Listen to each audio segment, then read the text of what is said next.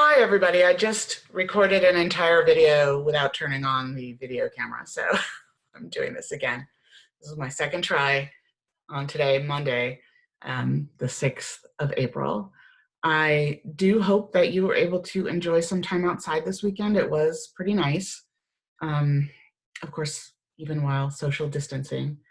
Um, my son has finally learned to ride his bike without the training wheels, so we're able to do that as a way to get outside as a family and get a little exercise while still avoiding other people. Since we do live in a food desert in Rockford, there is an abandoned grocery store in our neighborhood. And so we have an enormous parking lot, and we use that as our velodrome. We just do laps around the parking lot on our bikes. Anyway, this week we are continuing to focus on food and inequality. This week we'll be focusing on gender inequality and food. Today's lecture notes are about gender and feeding work, with women as the ones who are usually doing that work. In other words, feeders, the people who do the work of feeding others, are usually women.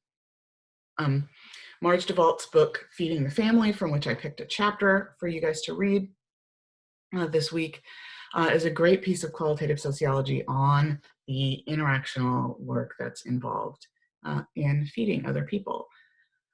I mean, I really love this book. She provides really rich interview data about how family feeders, again, mostly women, although not entirely, think about and do the work that is required of them in order to keep their families fed.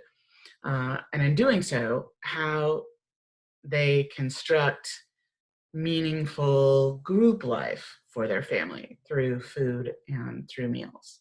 I find that the interview excerpts really hit home for those of us who are feeders and who do the feeding work in our households. That may not be you, or it may not be you right now, but if it ever is you, or if it is you now, I think you'll find these interview excerpts pretty evocative.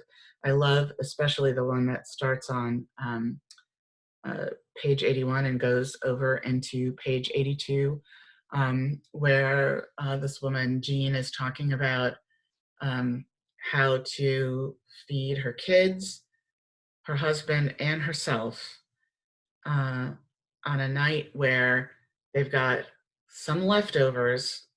They've also some leftovers from their own meal, some leftovers from a potluck dinner party they hosted, and then she's like, you can see her mind going around in circles as she tries to figure out who's going to eat what, who will eat what, and how she's going to sort of distribute all these little pieces of leftover food around so that everybody in her family can get what she considers to be a balanced meal.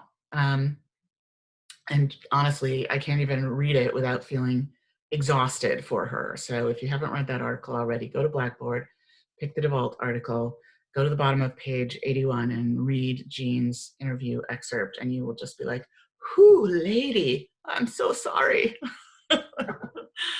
Anyway, another article for today is about lunch ladies and the gendered stereotypes that are applied to them and their work as feeders. Because while women do most of the feeding work in families and households, they also do most of the feeding work in other settings, in particular institutional settings like schools and hospitals.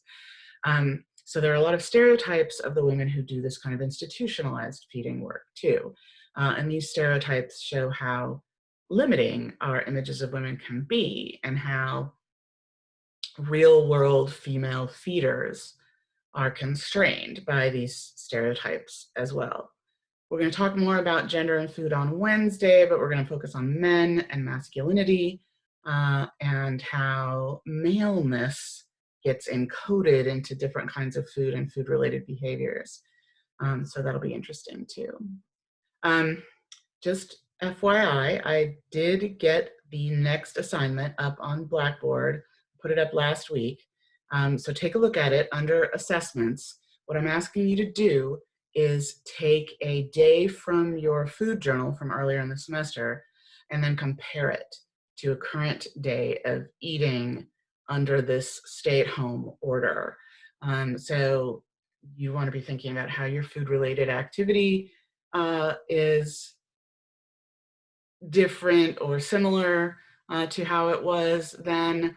How has the meaning of food changed for you and for society during this crisis? So these are the questions that I'm going to be asking you to address in that assignment. It's due on the 15th. And remember, just do your best with what you've got. I'll take it all into account when I'm grading, all right? Speaking of just doing your best with what you've got, I continue to struggle with any kind of textbook access for those of you who don't have your books with you right now.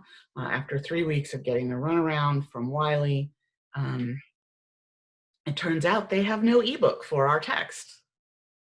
So I don't even know what I've been trying to get from them at this point. I don't know why they didn't tell me that immediately. What I'm now trying to do is get individual chapter PDFs from them and post those on Blackboard. So I'll let you know if that happens. Again, if you don't currently have access to your textbook, that's okay. Just do the best with what you've got. You've got access to Blackboard readings. You've got access to your class notes. So use those, and I'll take that into consideration when I do my grading, okay? So hang in there, Huskies, and I'll check in again on Wednesday. All right, bye-bye.